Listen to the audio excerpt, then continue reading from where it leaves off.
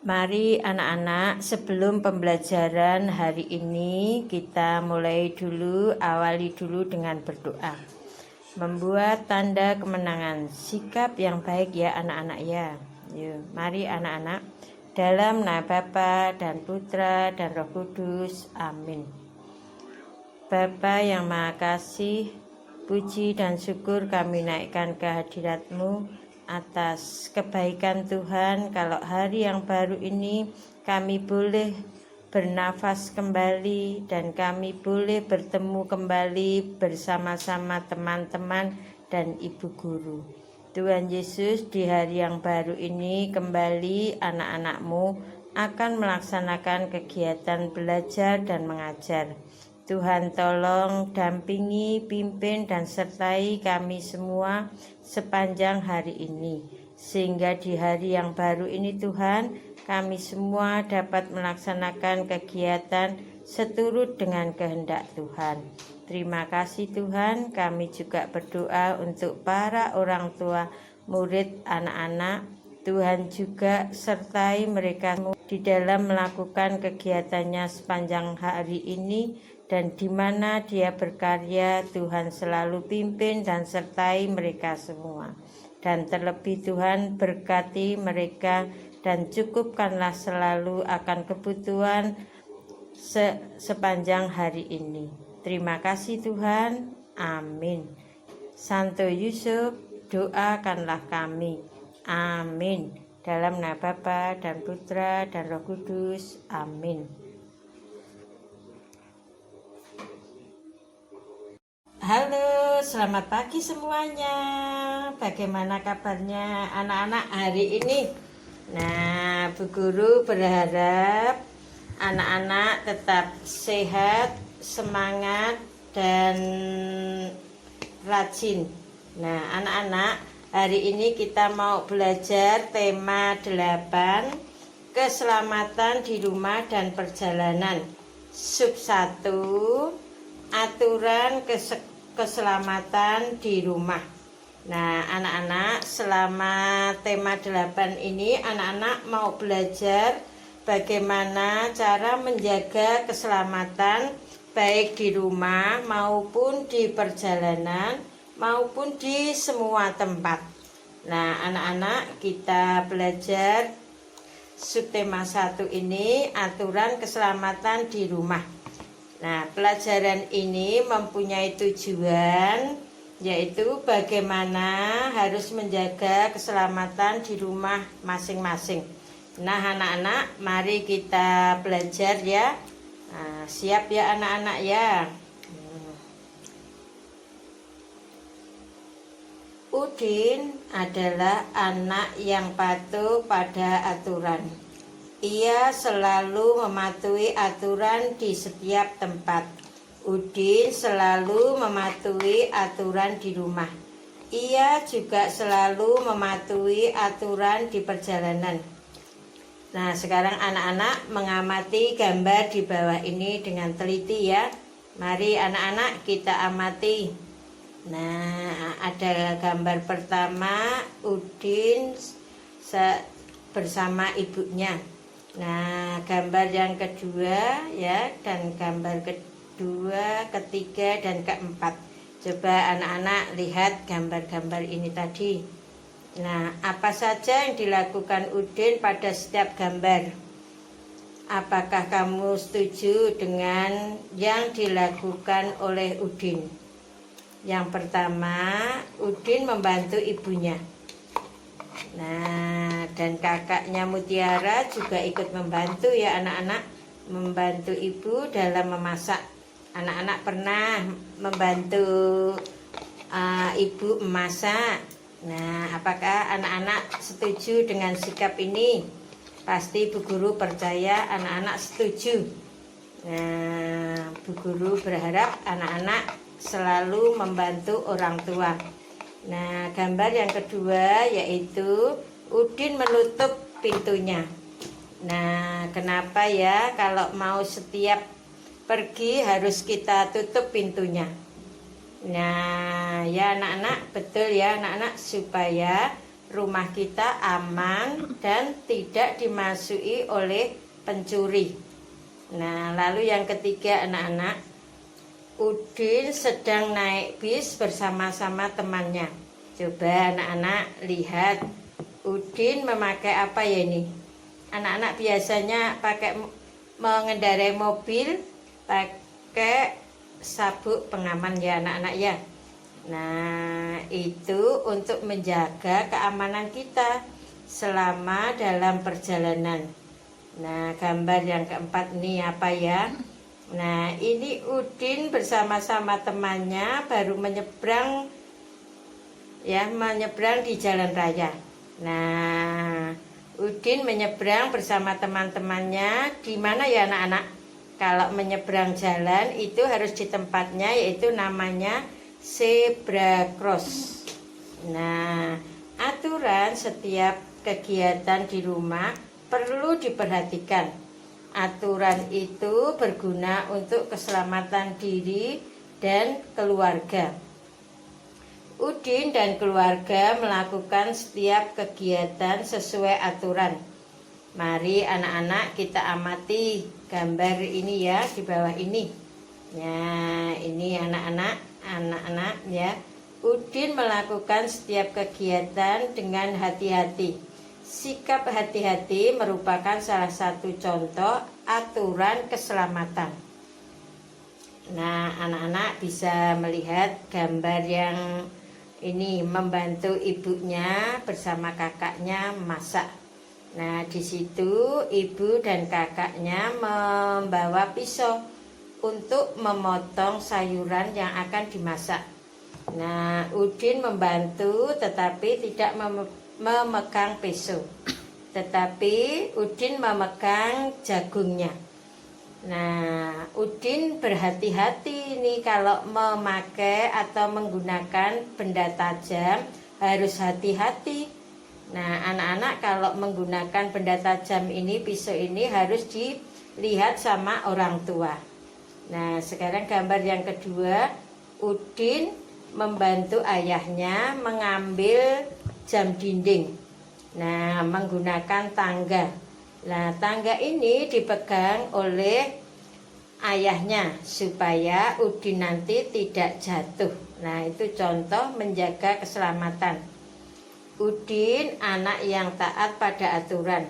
Setiap melakukan kegiatan selalu diatur menggunakan jadwal. Setiap kegiatan dilakukan dengan tepat waktu. Mengapa ya anak-anak? Kegiatan itu harus tepat waktu supaya kegiatan yang kita lakukan itu bisa tertata dengan rapi dan tidak ada kegiatan yang ketinggalan yang kita lakukan. Contohnya anak-anak pulang dari sekolah ada pekerjaan rumah atau PR. Nah, lebih baik anak-anak sampai di rumah ya anak-anak terus langsung mengerjakan atau istirahat sebentar lalu dikerjakan. Nah, ini amati gambar ya. Pukul berapa Udin sarapan pagi? Nah, ini ada Udin sarapan dan ada gambar jam dinding. Nah, jam dinding ini menunjukkan pukul berapa ya anak-anak? Nah, anak-anak udah pernah belajar tentang jam. Nah, ini ya. Ini juga ada gambar pukul berapa Udin berangkat sekolah. Nah, lalu Bu Guru juga ada gambar yang ketiga ini. Udin pulang sekolah, pukul berapa Udin pulang sekolah ya? Ya, mari kita bahas bersama-sama ya anak-anak. Ya, Udin sarapan pada pukul 6. Udin berangkat sekolah pukul 7. Udin pulang sekolah pukul 11. Nah, coba anak-anak amati jam dinding di rumah anak-anak. Menunjukkan pukul berapa sekarang? Ya, anak-anak bisa melihat jam dindingnya di rumah ya, menunjukkan pukul berapa sekarang. Nah, anak-anak, kita akan belajar mengenai jam. Jam sendiri jenisnya ada dua, yaitu jam digital sama jam analog. Nah, coba kita lihat ya anak-anak, jam digital. Nah, ini pasti anak-anak punya ini, jam-jam digital ini. Nah, ya, dalam jam digital itu terdapat angka. Nah, jam digital adalah jam yang tampilan dasarnya berupa angka yang terterang langsung di layar. Dalam jam digital tidak ada jarum jam. Biasanya jam digital hanya menunjukkan jam dan menit saja. Namun ada beberapa jam digital yang juga menunjukkan detik. Nah, sekarang anak-anak kita mau belajar membaca jam digital. Nah, sekarang kita belajar membaca jam digital. Nah, lihat anak-anak di sini ada angka 1200. Nah, jam digital ini akan dibaca pukul 12 tepat. Nah, ini juga ada anak-anak. Kalau ini kira-kira jam berapa ya anak-anak? Ya, jam ini dibaca pukul 12 lebih 8 menit. Jadi angka yang di depan adalah jam, angka yang di belakang adalah menit. Nah, lalu ada lagi contohnya ya anak-anak. Jam ini dibaca pukul 10 lebih 20 menit. Nah, sekarang kita mau belajar yaitu jam analog. Nah, Bu Guru ini ada gambar jam analog. Mas, pasti anak-anak punya jam analog ini. Coba anak-anak amati jam analog ini. Apa perbedaannya jam digital dan jam analog? Ya, anak-anak, perbedaannya jam analog itu ada jarum jamnya. Nah, pada jam analog ada 3 jarum jam yang anak-anak harus ketahui. Yang pertama yaitu jarum pendek menunjukkan jam. Yang kedua, jarum panjang itu menunjukkan menit. Yang ketiga adalah jarum halus atau yang selalu bergerak menunjukkan detik. Nah, dalam jam analog terdapat angka 1 sampai 12. Jarum jam pada jam analog selalu bergerak memutar. Dalam satu hari itu terdapat 24 jam.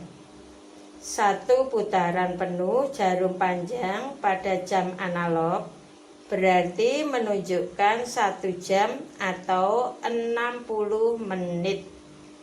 Nah, anak-anak ya, sekarang kita mau belajar membaca jam analog. Nah, sekarang Ibu ada gambar jam ini. Coba anak-anak perhatikan. Warna merah itu adalah jarum pendek.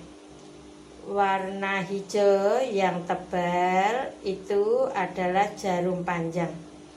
Dan warna hijau, garis warna hijau yang tipis itu adalah jarum halus. Ingat tadi ya anak-anak ya, jarum pendek menunjukkan jam, jarum panjang menunjukkan menit, jarum halus menunjukkan detik. Mari kita lihat bersama-sama anak-anak. Jarum pendek berada di angka 6, jarum panjang di angka 12. Maka jam ini dibaca pukul 6. Nah, ini ya anak-anak. Mengapa anak-anak dibacanya kok pukul 6? Nah, karena jarum panjangnya itu di angka 12. Nah, tadi sudah kita sebutkan kalau 1 jam itu ada 60 menit. Nah, posisi jarum panjang itu ada di 12. Nah, maka kita baca jam ini adalah pukul 6 tepat atau pas. Nah, ini Bu Guru juga ada lagi gambarnya, contoh lagi. Jarum pendek di angka 7, jarum panjang di angka 12. Maka jam ini dibaca pukul, ya anak-anak ya, dibaca pukul 7. Lalu ini gambar yang ketiga, pukul berapa anak-anak? Coba siapa yang tahu? Nah, jarum pendek di angka 11, jarum panjangnya di angka 12. Iya anak-anak, dibaca pukul 11. Nah, kita. Nah, ini nanti ya anak-anak ya. Nanti PR-nya yaitu dari paket ya, nanti halaman ya, sebentar ya anak-anak ya. Nah, ya nanti Nah, anak-anak nanti tugasnya dari buku paket halaman 4 sampai 5. Nanti dikerjakan langsung di paketnya saja ya anak-anak ya. Bu Guru percaya anak-anak masih ingat waktu di kelas 1 juga anak-anak belajar tentang waktu. Nah, sekarang kita lanjutkan dengan pembelajaran PKN ya anak-anak ya. Nah, tentang aturan sarapan pagi. Nah, aturan ketika sarapan pagi. Sarapan pagi ada aturannya. Aturan itu berguna untuk menjaga kesehatan tubuh. Kesehatan tubuh sangat penting. Tubuh yang sehat akan terhindar dari penyakit. Penyakit yang muncul disebabkan sering lalai atau dengan aturan. Oleh sebab itu, aturan ketika sarapan pagi harus dipatuhi. Aturan ketika sarapan pagi yang harus dipatuhi antara lain. Perhatikan anak-anak. 1. Mencuci tangan sebelum makan hingga bersih. 2. Duduk dengan posisi yang benar. 3. Mengambil makanan dan minuman dengan tertib. 4. Berdoa kepada Tuhan sesuai ajaran agama yang dianut. 5. Makan pelan-pelan dan tidak terburu-buru. 6. Tidak berbicara ketika makan. 7. Setelah makan, mencuci tangan hingga bersih. 8. Setelah makan, berdoa kepada Tuhan sesuai ajaran agama yang dianut. Itulah aturan ketika sarapan pagi. Nah, anak-anak ya, ini tadi pembelajaran hari ini kita cukupkan sekian dulu, yaitu tentang aturan sarapan pagi dan belajar waktu. Nah, kita tutup sekian dulu ya anak-anak ya. Anak-anak tetap semangat dan sehat. Selamat pagi anak-anak. Dadah. Mari anak-anak, pembelajaran hari ini kita akhiri dengan doa. Mari kita membuat tanda kemenangan. Dalam nama Bapa dan Putra dan Roh Kudus. Amin. Salam Maria, penuh rahmat, Tuhan sertamu. Terpujilah engkau di antara wanita, dan terpujilah buah tubuhmu Yesus. Santa Maria, Bunda Allah, doakanlah kami yang berdosa ini sekarang dan waktu kami mati. Amin. Santo Yusuf, doakanlah kami. Amin. Dalam nama Bapa dan Putra dan Roh Kudus. Amin.